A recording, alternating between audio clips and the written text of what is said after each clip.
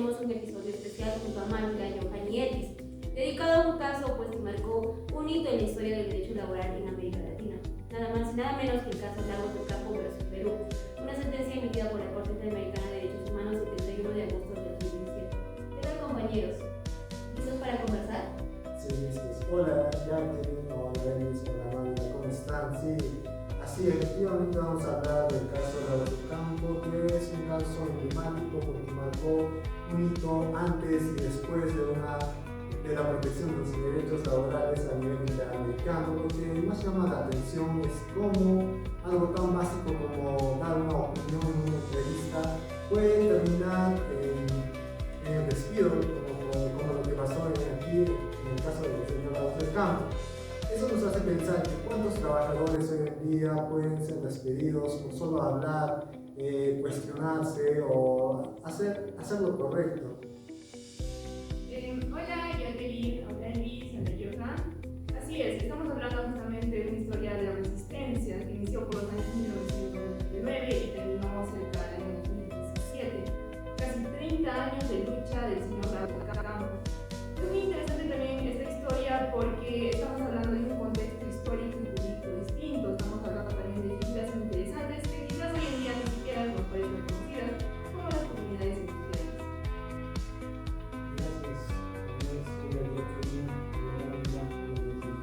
Y así es, y sobre todo vamos a ver cómo se conectan estos desafíos laborales que enfrentamos hoy, sobre todo con el desarrollo tecnológico de la tecnología, en las apps, y por ende, cómo se relaciona con nuestros derechos. Vamos a ir, compañeros. Vamos.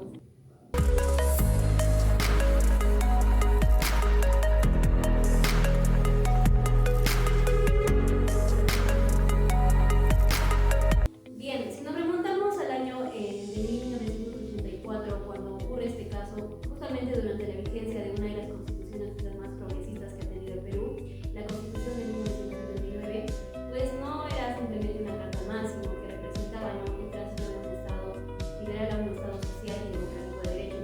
Y incluso tal como lo explica pues Carlos Blanco Bustamante, que en sus palabras pues nos menciona que esta Constitución pues otorgó a la materia laboral un tratamiento así más amplio, diverso, superando así largamente a las demás constituciones pasadas, ¿no? Y pues no es para menos, ¿no? Esta Constitución no solo reconocía el trabajo como un derecho, sino también lo reconocía como un deber social y también como base del Estado, porque ello incluso les instituye el artículo 79, si no me equivoco, de esta Constitución, el cual menciona efectivamente que dice que el Perú es una república democrática y social independiente y soberana basada en el trabajo. Entonces ello nos da a conocer, o significa, ¿no?, que el trabajador no era simplemente una pieza de este engranaje económico, sino que era un sujeto de derechos fundamentales cuya voz quiero que debía ser escuchada y no por primera vez en este caso. Y ahí es donde pues no se cobra sentido el caso de Alfredo Lagos del Campo, un dirigente sindical que simplemente estaba pues cumpliendo con el rol como lo era como sindical. Así, también quiero mencionar acerca del artículo 48 de la Constitución Política de 1979, que no solo era un texto bonito, sino que establecía derechos concretos como la sindicalización, huelga, negociación colectiva, pero además reconocía la participación activa de los trabajadores en las decisiones de la empresa. Eso es muy fuerte, porque significaba que no eran solo manos de obra, sino parte del sistema productivo con voz y voto. Lamentablemente con los años esa participación se fue perdiendo. Hoy en muchos casos el trabajador ni siquiera puede quejarse sin miedo a perder su empleo. Efectivamente, Johan. Como lo había comentado al principio, pues en esta jurisprudencia hay una figura interesante que son las comunidades industriales. Esta figura es muy parecida a la de los sindicatos y básicamente tiene su origen en un decreto ley promulgada el 1 de enero de 1977. Hablo del decreto ley 21.389. Este específicamente señala cuál es la naturaleza de una comunidad industrial y señala lo siguiente. La comunidad industrial de una empresa industrial del sector privado está conformada por todos los trabajadores estables que laboran en ella, los que participan en su propiedad, gestión y utilidades. Ahora, esta comunidad industrial era reconocida como una persona jurídica. Claro, a diferencia de los sindicatos, las comunidades industriales surjan de manera autónoma y están creadas desde el Estado, con diferentes funciones a la defensa laboral, ya que además estaban destinados a que los trabajadores puedan participar directamente en las actividades y gestión de la empresa.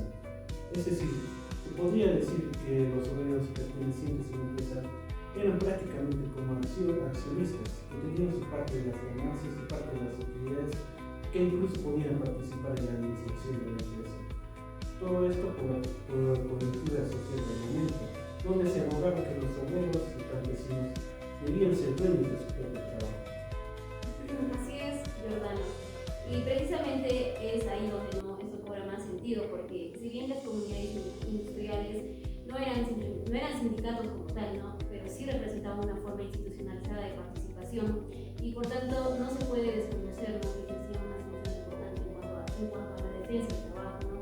Entonces la Corte Interamericana también añade algo muy importante, ¿no?, que menciona que las declaraciones del señor de la UCA buscaban realizar actos que interferían en la economía de los trabajadores con un proceso de carácter interno, y ello nos remite directamente a, al valor del trabajo, ¿no?, como fundamento o como sustancial al Estado, ¿no?, como un fundamento sustancial al Estado, ¿no? Es decir, no es simplemente un detalle que no se puede dejar de lado, y aquí implica pues que el Estado no solo debe tolerar la participación de ellos, sino también protegerlo pues eficientemente, incluso cuando incomode esto o cuando como le estoy diciendo, no incomode al empleador. Entonces también a ello le añade el autor que les había mencionado, Blanca Bustamante, que debemos revalorizar el trabajo que implica un compromiso del Estado para crear condiciones sociales mínimas que reconozcan por esta manera el Estado, el destacado rol que tiene el trabajo en la vida de la sociedad como tal. Entonces aquí me hago una pregunta, ¿no?, de cómo podemos hablar de democracia si sancionamos al trabajador que denuncia, porque la mayoría es como el señor Alfredo Lagos Ocampo, ¿no? Entonces eso es justamente lo que condenó en esa sentencia en la Corte Interamericana, y lo que hoy nosotros considero que deberíamos defender y consideramos, ¿no? Sí. ¿Ustedes qué piensan? También hablamos de que es el derecho de la internacional. Tiene una importancia fundamental porque garantiza la libertad de los trabajadores para organizarse automáticamente, para defender sus derechos o no, sus intereses comunes y negociar colectivamente condiciones de trabajo. La Corte le reconoce como la parte esencial de la sociedad democrática. Sí, efectivamente, como señala Jacqueline, señala Johan, el derecho de sindicalización es un derecho fundamental, podríamos decir uno de los más importantes dentro de los derechos laborales colectivos. Lo importante de esta jurisprudencia es que reconoce la importancia de diferentes organizaciones de trabajadores, ¿no? Si bien es cierto, los más comunes son los sindicatos, como señala el párrafo 158 de esta sentencia, pues el derecho a la sindicalización no solo protege exclusivamente sindicatos, sino otro tipo de organizaciones, como en este caso y en este contexto, eran las comunidades industriales, ¿no? Y esto también se relaciona con el artículo 16 de la Convención Americana de Derechos Humanos, la cual reconoce el derecho a la libertad de asociación, íntimamente vinculada a lo que sería el derecho de sindicalización. Agregando también que este derecho está reconocido en el artículo 16 de la Convención Americana sobre Derechos Humanos, el cual nos dice que la restricción del derecho solo podría ser válido si es que es por un bien mayor que justifique su restricción. Puede ser de la seguridad nacional, del orden público. No se trata solo de formar un sindicato, sino de ejercer tus derechos sin miedo a los terceros. Totalmente de acuerdo con eso, Elis. Interesante lo que dices. Y además de todo eso, lo que resulta realmente valioso de esta sentencia es que la Corte Interamericana da un paso más allá de reconocer el derecho a la libertad sindical, y no solo implicaba pues no el derecho a realizar sus actividades, sino que también era pues expresarse sin temor en defensa de los intereses colectivos, como el ver a sus trabajadores. Y asimismo también, como lo señala pues el propio señor Alfredo, su despido pues constituía, ¿no?, un acto de intromisión en los asuntos internos de una comunidad industrial como a la que él pertenecía. Entonces esta frase, ¿no?, nos muestra que o nos da a conocer de cómo se vulneraba el núcleo mismo del sindicalismo cuando se silenciaba o se callaba a esta persona que representaba pues a los trabajadores. Entonces, además, esto se conecta cuando se dice que el trabajo y su protección son pilares pues sumamente importantes del Estado, ¿no? Entonces, si el trabajo es un valor pues importante para el Estado, importante para la sociedad, como dice la normativa, proteger a quienes alzan la voz en representación de sus trabajadores, no simplemente debe ser una opción, sino debe ser pues, una obligación totalmente constitucional e incluso democrática, ¿no?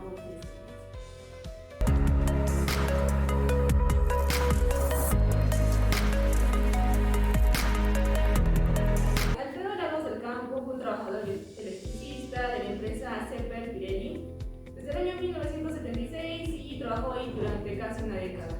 Él no solo era un trabajador electricista, sino también era un gran dirigente sindical. Además era miembro del comité electoral de la comunidad industrial de esta empresa. Este cargo era muy importante porque garantizaba las elecciones que se realizaban respecto a los representantes de los trabajadores dentro de la comunidad industrial. Pero ¿qué sucede en el año 1989? El señor Alfredo Lagos del Campo, en su calidad de representante o dirigente sindical, o mejor dicho, presidente del comité electoral, pues detecta irregularidades o intromisiones de parte de los representantes de la empresa para las elecciones de los representantes de los trabajadores. Esto lo denuncia sí a las instancias correspondientes, pero también a la prensa, específicamente a la revista La Razón, donde en forma resumida podemos decir que señala que se trata de una abierta intromisión de la empresa en asuntos que deben decidir los trabajadores. Esa declaración le cuesta el empleo y aludiendo a la causa de despido, pues la falta grave de palabra contra el empleador. Él apela a las instancias correspondientes dentro de los tribunales nacionales, pero su pedido no se tiene. Así es, Marina. El papel del señor Lagos era, como presidente, era garantizar elecciones justas para la representación laboral dentro de la empresa, en donde se elegían los miembros del Consejo de la Comunidad Industrial y representantes de la empresa. Por ello, en representación de los trabajadores, denunció muchas irregularidades en la elección de los miembros del Consejo, que iba a desarrollarse el 28 de abril de 1989, presuntamente porque había miembros a favor de los patronos y accionistas de la empresa, que promovían una lista que no favorecía a los trabajadores. Sí, asimismo podemos señalar que en esa entrevista Lagos del Campo no hizo otra cosa que cumplir con su deber como representante. Su frase fue clara y valiente: esto lo deben decidir los trabajadores. Pero lo que recibió como respuesta fue un despido. ¿Qué clase de democracia laboral permite eso? Lo más grave es que no se trató solo de él. Lo despidieron para mandar un mensaje a todos los trabajadores: si hablas, te callamos. Eso claramente no es solo un problema legal, es una amenaza a todos los derechos colectivos de los trabajadores. Claro, y justamente el expresarse, eso le pasó con el empleo, asimismo el tribunal laboral en ese entonces, no solo validó ese despido, ¿no? Sino que hizo algo peor, que ignoró que Lagos del Campo había hablado en calidad de representante de los trabajadores, denunciando así pues, una posible injerencia empresarial en las elecciones internas. Y a partir de ahí es donde pues, se da comienzo a esta larga y tediosa lucha que intentó no solo pues, frente a su empleador, sino también frente a un sistema pues, de justicia, el sistema de justicia del Perú, ¿no?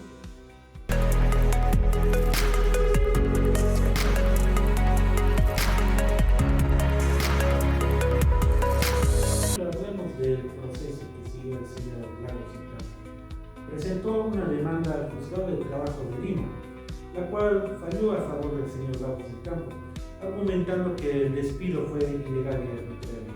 Sin embargo, la empresa presentó una apelación al segundo tribunal de trabajo, el cual revocó la sentencia y falló a favor de la empresa, argumentando que el señor Lagos del Campo estaba chantajeando y estaba tomando actitudes no profesionales contra la empresa. Es así que el caso llega al Tribunal Constitucional mediante un recurso de amparo, pero por la coyuntura del momento, al parecer el Tribunal Constitucional no atendió el pedido del señor Lagos del Campo. Y es así que llega al caso a la Comisión Interamericana de 1990, luego a la Corte en el año 2015. Sí, lo que pasó no fue solo injusto, también fue arbitrario. La Corte lo dice de forma directa: se vulneró su derecho a la libertad de expresión. Pero más allá de eso, lo que este caso muestra es que el sistema judicial peruano y ese entonces no supo protegerlo al señor Lagos del Campo. Fallaron los jueces, falló el Estado y eso debería hacernos reflexionar. ¿Estamos preparados para evitar que esto se repita con otros trabajadores? Sí, como señalan, es realmente sorprendente cómo además este caso trasciende el ámbito puramente laboral, porque también se relaciona o se vincula con otros derechos fundamentales como el derecho a la libertad de expresión. Este tema también lo hemos visto ya en una clase pasada, ¿no? Respecto al expediente 017-2027-2022 del proceso constitucional de amparo, Tribunal Constitucional, ¿no? Aquí hemos visto pues cómo se relaciona la libertad sindical, sí, pero también con la libertad de expresión. Y esto es algo también que resalta la Corte en su sentencia en el párrafo 132.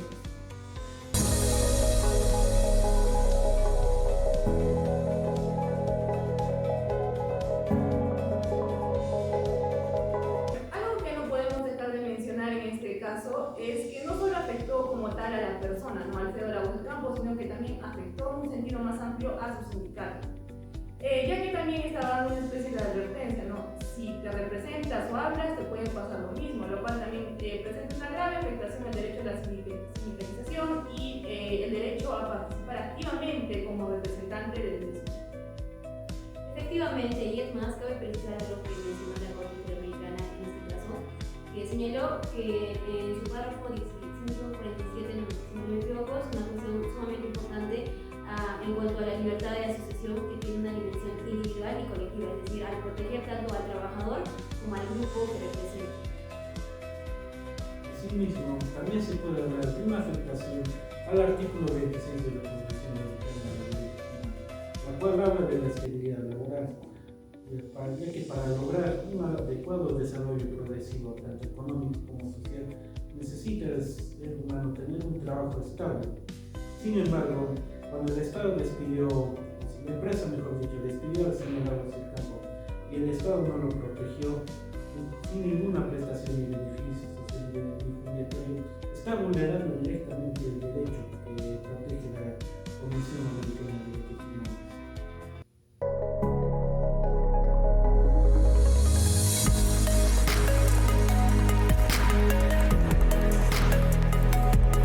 Bien, ahora sí llegamos a tratar acerca de la evolución legislativa y constitucional. En suma, tras la década de 90 de la comunidad industrial fue desactivada. Hoy solo quedan pues sindicatos como una forma formal de representación colectiva, y esa transformación pues marcó una ruptura con el modelo participativo que en su momento pues, permitía a los trabajadores intervenir activamente en las decisiones empresariales, por lo que en la Constitución del 79 reconocía el trabajo como base del Estado en el artículo 79 y otorgaba un rol protagónico a los trabajadores en la vida económica del país. Asimismo, también el artículo la Constitución actual de 1993 introdujo pues una visión más liberal y restringió esos espacios, limitando así la participación a los sindicatos y pues, reduciendo la comisión. Así es. Si revisamos la Constitución que es de la 1993, todavía se reconoce los derechos de libertad sindical, negociación colectiva y la huelga, aunque con restricciones prácticas. Sí, ahí también podemos ver cómo pasamos de una constitución de 1979 que reconocía al trabajo como base esencial del Estado, a una constitución de 1993 que si bien reconoce derechos laborales, lo hace con muchas restricciones. Esta evolución refleja también un cambio de mentalidad, de ver al trabajador como protagonista, a verlo solo como un factor económico. Y eso creo que es una pérdida para la democracia. Si no se escucha al trabajador, se debilita todo el sistema. Efectivamente, como ya señalaron ustedes, esto nos lleva a una conclusión. El derecho a la sindicalización debe garantizarse no solo en la ley, sino también en la práctica.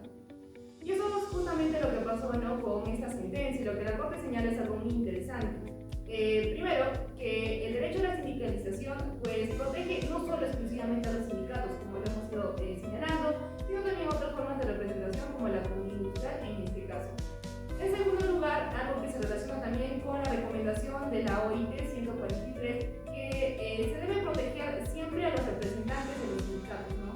Estos tienen una especial protección respecto a su libertad de expresión.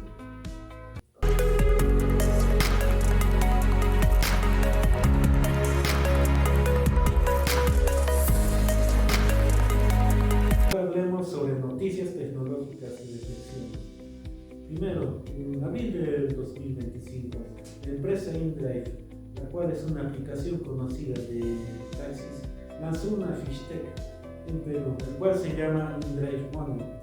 Este fishtech consiste en darle créditos a los taxistas según el rendimiento que tengan. Si obtienes más clientes y mejores remuneraciones, obtienes más créditos que te benefician. ¿Cuál es el riesgo? Que si no tienes muchos clientes, puedes bajar de rating y por ende no tienes buenas calificaciones y podrían quitarte el acceso. Lo alarmante aquí es que si reclamas a esta aplicación o este fishtech, sencillamente puedes perder acceso a ella, estando en desventaja frente a otros taxistas. Wow, qué interesante noticia. Y también hay otras noticias más esperanzadoras respecto a nuevos tipos de organización de trabajadores que se adaptan a los nuevos entornos digitales. Por ejemplo, durante la pandemia en Nueva York, miles de repartidores migrantes e indocumentados en su mayoría formaron un colectivo llamado los Deliveristas Unidos. Hoy en día esta agrupación pues conforma más de 60.000 trabajadores de aplicaciones como Uber Eats y DoorDash.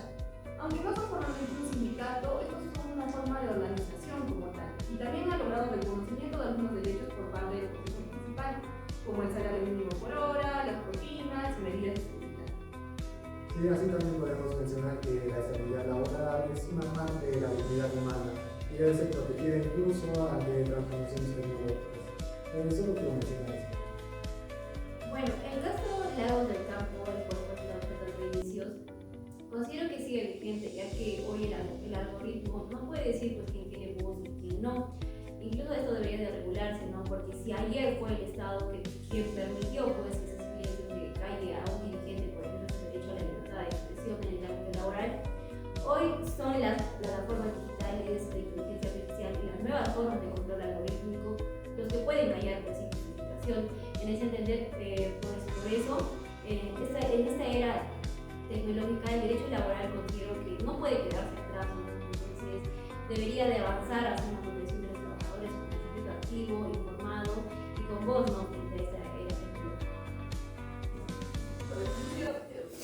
tecnológica. Yo, el más corto.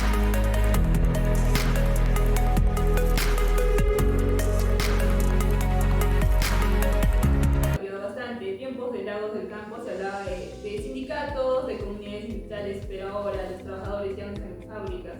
Muchos de los trabajadores están en aplicaciones, trabajan mediante aplicaciones, se conectan mediante aplicaciones y pues estamos hablando de los riders, ¿no? También conocidos como los que entregan delivery. ¿Qué sucede frente a este caso o este tipo de trabajo, ¿no? Muchos de estos trabajan sin contratos, sin seguridad social, muchas veces ni siquiera pueden organizarse formalmente. Por ello, a partir del caso de Lagos del Campo, nos permite reflexionar qué se puede hacer frente a estas nuevas formas de trabajo. Así es, Manuel. La situación de los repartidores resulta muy preocupante en el Perú.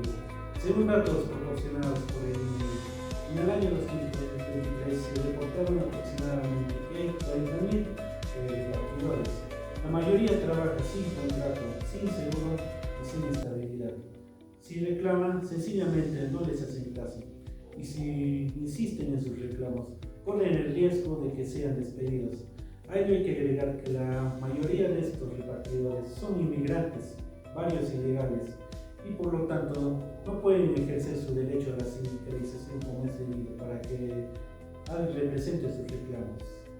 Sí, asimismo podemos añadir lo que es el artículo 16 que extiende a organizaciones que, aunque no sean sindicatos, persiguen fines laborales legítimos. Este mensaje de la Corte pues, es muy importante para nuestros tiempos porque hoy no todos los trabajadores están en sindicatos, muchos están organizados en colectivos, en redes, en movimientos nuevos como los riders, y aunque no tenga un sindicato formal, sus fines son legítimos, buscan respeto, seguridad, mejores condiciones. Por eso el artículo 16 también los protege. Si el derecho no se adapta entonces a esos nuevos modelos, deja de ser útil y eso es lo que esta sentencia nos enseña.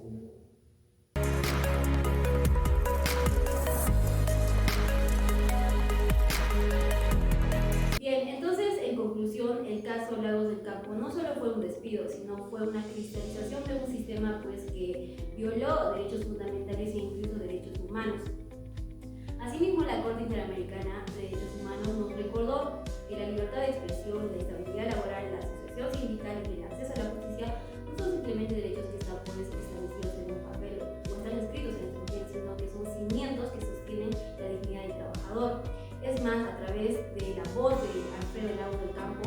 pues se extendió a la voz de muchos más que quizás hayan pasado por esta situación. Además, en esta sentencia pues considero que nos interpela como futuros abogados a quienes se vayan a especializar en esta materia de derecho a ciertos conocimientos. Sí, exactamente. No podemos ver los derechos laborales como algo del pasado, como algo que solo servía para los fábricas. Hoy los necesitamos más que nunca en un mundo donde el trabajo está cambiando con la tecnología, con las plataformas, con los algoritmos, y también deben cambiar las formas de proteger a los trabajadores. Los derechos laborales son herramientas para la dignidad, y si dejamos que se oxiden, dejamos a miles de trabajadores sin defensa. Coincido totalmente con lo que dicen y me parecen interesantes sus reflexiones. Bueno, creo que además de todo lo que ya mencionaron, hemos aprendido aspectos muy importantes, ¿no? Hemos aprendido, por ejemplo, que las expresiones laborales, especialmente vertidas por un representante sindical, pues tienen una protección especial. Hemos aprendido también que no basta con reconocer el derecho a la sindicalización, sino también proteger a quienes ejercen funciones representativas. Estos no solo son unos simples voceros, sino que representan el derecho de todos. Y creo que lo principal que hemos aprendido aquí es que han existido figuras interesantes sobre organizaciones de trabajadores colectivamente, como la comunidad industrial. Como hemos visto en el caso del señor Lagos del Campo, como en otras situaciones como de los repartidores, observamos que muchas veces cuando reclamamos o ejercemos nuestros derechos a la libertad de expresión, a la asociación o a la sindicalización, chocamos con intereses poderosos que terminan amedrentando contra nosotros. Esto ocasiona que tengamos miedo de reclamar, porque tenemos miedo a las represalias de estos intereses poderosos. Sin embargo, el caso Lagos del Campo terminó demostrando que aún así podemos hacer respetar de alguna manera nuestros derechos. Y como dijo Lagos, si se calla a quien representa, se calla a todos. Gracias por escucharnos. Nos vemos en el siguiente episodio de Derecho Laboral. Hasta la próxima.